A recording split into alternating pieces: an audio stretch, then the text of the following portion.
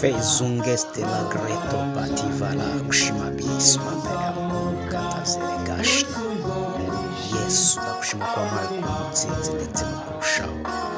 Ntacyo nzakora ngo cyange, buri kimwe cyose kizanigendekera neza. Ntabwo nzakorwa n'isoni, ntabwo nzapfusha ubusa ubuntu wampaye. Ushimwe, ushimwe.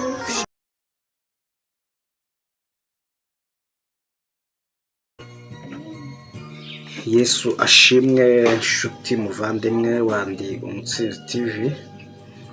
Uyu mwanya ni umwanya w'ijambo ry'Imana. Aka kanya ndashaka ko tuganira ku ijambo ry'ubutumwa bwiza, ijambo rigaragaza kavukire ebyiri. Hari kavukire ebyiri abantu batajya bitaho. Hari kavukire y'umubiri, hakaba na kavukire y'umwuka. Iyo kavukire y'umubiri ni nayo kavukire y'igitaka. Kuvuga ngo abantu bose bavutse ku mubiri, ibyanditswe bivuga ko ari abantu b'igitaka. Kubera iki? Kubera ko bakomoka kuri Adamu wakomotse mu gitaka. Hanyuma hakabaho na kavukire y'umwuka, ariyo kavukire y'ijuru. Kuvuga ngo iyo kavukire y'ijuru ni kavukire ikomoka kuri Yesu Kristo. Ni kavukire umuntu yinjiramo ari uko agize ukwizera, cyangwa yizereye mu byo Yesu yakoze, ubundi agahinduka umwana w'Imana. So rero izo kavukire ebyiri ukeneye kuzisobanukirwa no kuzitandukanya, ukamenya ngo mfite kavukire y'igitaka cyangwa mfite kavukire y'umwuka. Abantu ntabwo babizi, kuko abantu benshi bazi ko uyu munsi abantu bose ngo bavutse ku itaka cyangwa se babumbwe mu gitaka, ariko hari abantu batabumbwe mu itaka. None se urugero, Yesu yigeze abumbwa? Ntabwo Yesu yigeze abumbwa. Imana se yigeze ibumbwa? Ntabwo yigeze ibumbwa. So rero niyo mpamvu ugomba kumenya nyine ko hariho uw'ijuru hakaba n'uw'isi. Uw'ijuru ni Kristo, w'isi ni Adamu. Hanyuma rero umuntu wese ukomoka kwa Adamu basangiye ubuzima, n'umuntu wese ukomoka kuri Kristo basangiye ubuzima. Ariko abari kuri Kristo cyangwa se abahinduwe aba Kristo ni ba bandi bavutse kuri wa muntu wa mbere n'ubundi. Kuko ntabwo umuntu ashobora kuba uw'umwuka atarabanje kuvuka nanone ku mubiri mu bantu ba hano.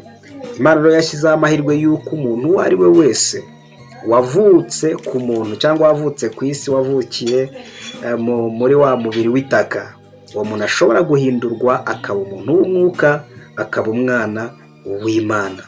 So rero binyuze mu gitambo cya Kristo habaho kuvuka ubwa kabiri. Iyo uvutse ubwa kabiri uba uvukiye mu butaka bw'ijuru, mu butaka bw'Imana, mu isi y'Imana, niyo ibikubyaye. Icyo gihe rero ntabwo uba ukitwa ko wabumbwe mu gitaka, ahubwo wabumbwe muri Kristo, cyangwa se wavukiye muri Kristo Yesu. Aho ngaho nibwo buturo bwawe, aho niho mibereho yawe ishingiye. So rero niyo mpamvu aka kanya ngiye kukwereka impamvu. Hari ab'ijuru hakaba n'ab'isi. Yesu nawe yarabigaragaje agiye kujya mu ijuru, avuga ngo ab'isi ntabwo bahabwa umwuka wera, ngo kubera yuko ngo batamuzi, batamumenye. Hanyuma bivuga ngo hariho ab'isi hakabaho n'ab'ijuru. Hanyuma ab'ijuru nibo bashobora kwakira umwuka wera, kubera ko bamuzi, bazi Imana, bazi n'uwo yatumye. Hanyuma bazamenya n'uwo mwuka. So rero nibamara kumenya bazaba bahinduwe.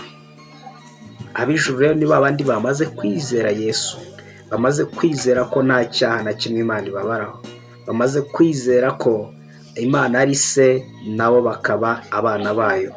Abo ngabo nibo bonyine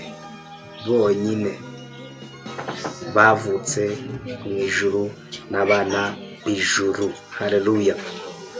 So rero ngiye kukwereka icyanditswe, ariko mbere yaho hari Abakorino ba kabiri ibice 5:16 haravuga ngo nuko rero abari muri Kristo Yesu nta teka bacirwaho.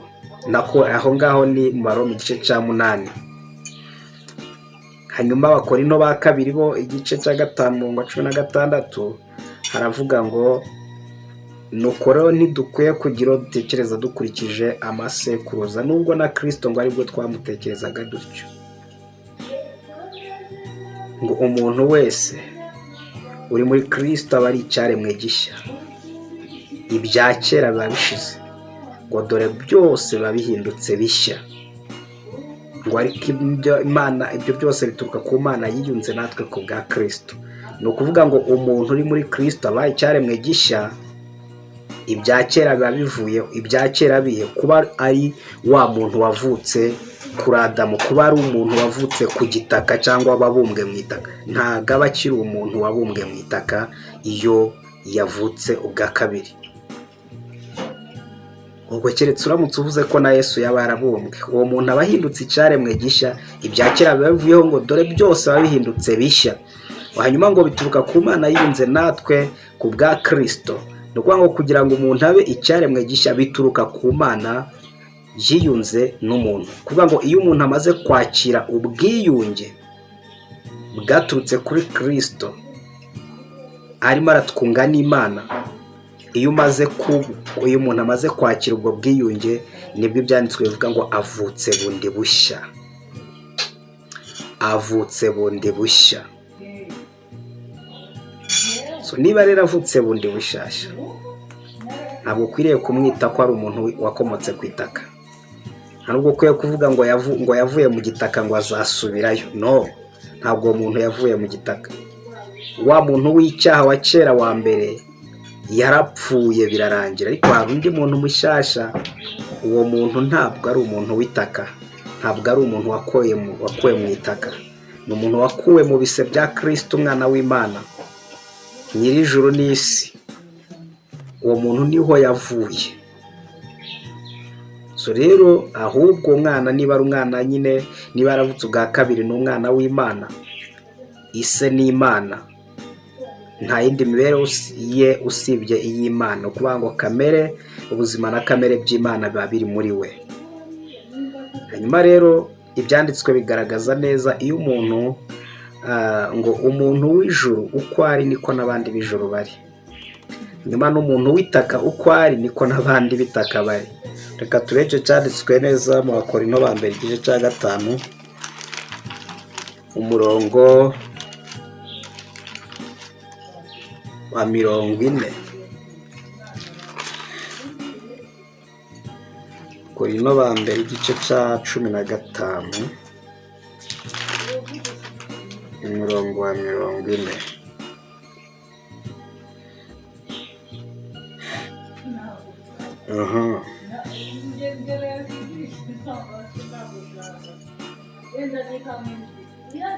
Cyangwa reka mbere ne 5 aravuga ngo uko niko byanditswe ngo umuntu wa mbere ari wa Adamu yabaye ubugingo buzima, naho Adamu wa nyuma yabaye umwuka utanga ubugingo. Ariko umwuka si ubanza, ahubwo umubiri ni ubanza, hagaheruka umwuka.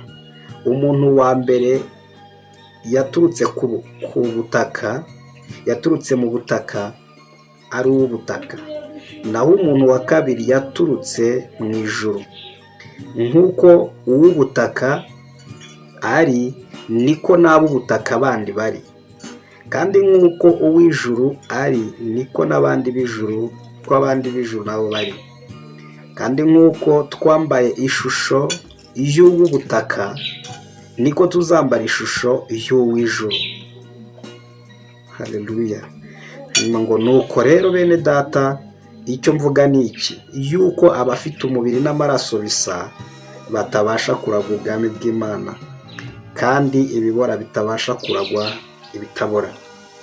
Rero iyo usomye hano neza uhita umenya neza kugira ngo umuntu abe uw'ijuru biterwa n'aho akomoka, no kugira ngo abe uw'itaka biterwa n'aho akomoka.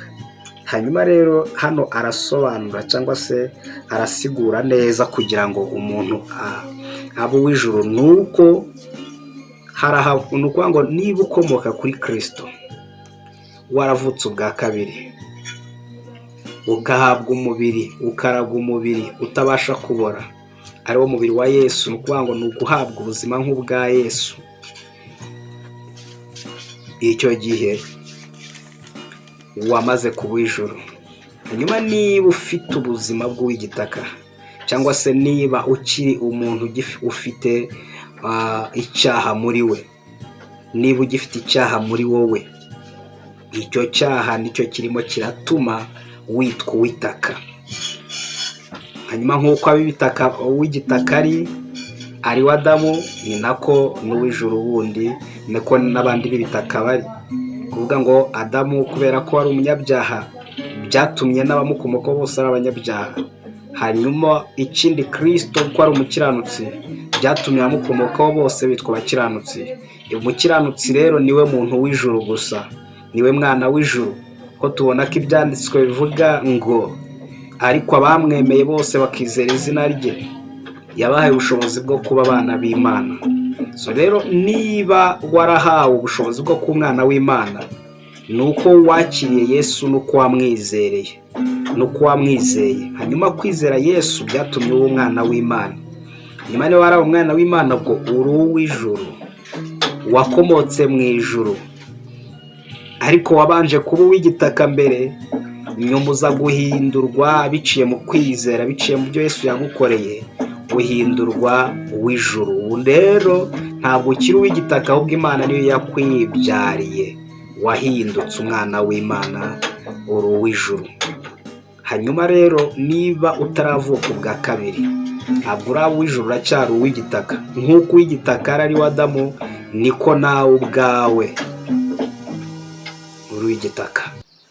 So umuntu wese ukiyita umunyabyaha, reka bivuge muri iri jambo, umuntu wese ukiyiziho ko ari umunyabyaha atari umukiranutsi, ni umuntu w'igitaka nk'uko Adamu akomokaho nawe.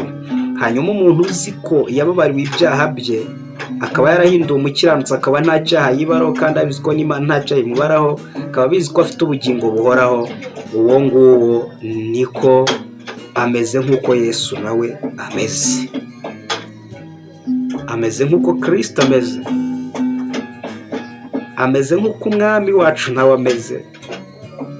So rero niko bimeze.